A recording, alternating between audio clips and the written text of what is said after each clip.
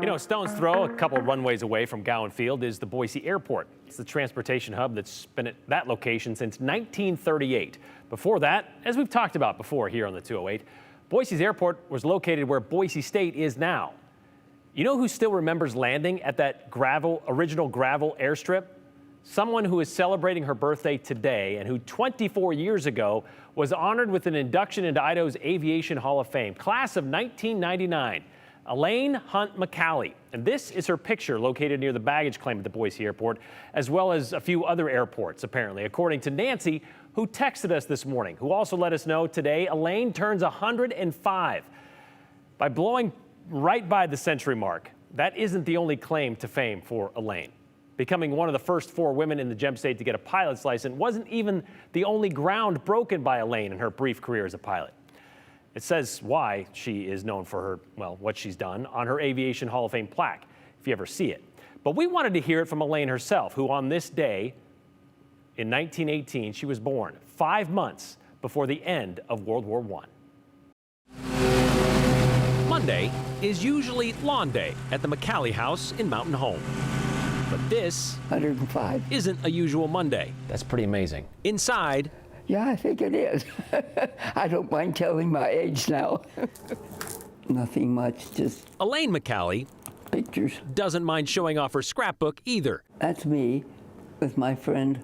We used to fly together quite a bit. A tremendous tome which holds the memories of just a few of her 105 years. We had chevrons here to tell us whether we had a radio license or not. Flying first found its way into Elaine's world nearly a century ago. I'd been wanting to fly since I was a child. Growing up in Gooding, she convinced her parents to take her to the airport. I had my first airplane ride when I was a sophomore in high school. It was in an autogyro. What's that? Well, it's like an airplane, but with rotor blades on top. She was hooked and soon started lessons until she got a job with the Office of Employment Security. And then I went to Boise in 1938, and my first paycheck, I headed for the airport. $5 of Elaine's weekly paycheck went toward weekend lessons at Boise's Booth Field.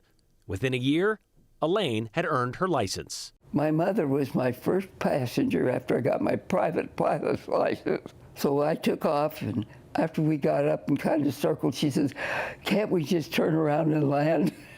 She was hanging on. Elaine wasn't the only woman either. I think there were about 6 or 8 of us there, and we kind of had our own little group, and we had a Northwest Pilots Association women. They would just fly for fun, she says. Breakfast in Ontario, sightseeing in Hell's Canyon. The feeling of freedom and being up there, up, flying around, it's a special feeling.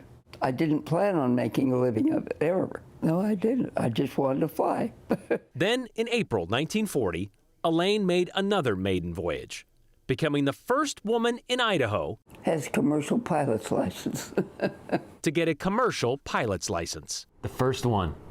That's what they told me, so I don't know. I guess I did.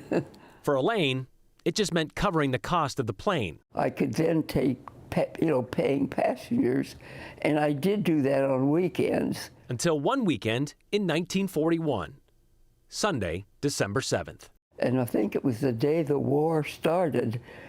A couple of us had rented some airplanes to fly up over Anderson Reservoir, where they were building the dam up there. So we flew around up there and came back, and that's when we walked into the office and said, "Oops, Japan has bombed Hawaii." Everything changed from then on. Elaine joined the Civil Air Patrol. And then I got married, and during the war, my husband was an instructor pilot then for the Army Air Corps, and we wound up in Missouri. And Elaine wound up with her days as a pilot about done.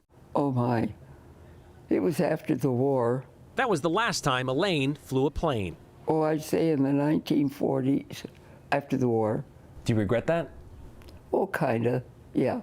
All these years later, those memories still feel like they were yesterday. How often do you think about those days and flying, Often, even after all these years? yep. Which is why Elaine still loves talking about those years after living 105 of them. Well, I've had, the desire to do it over all these years. I still dream about it.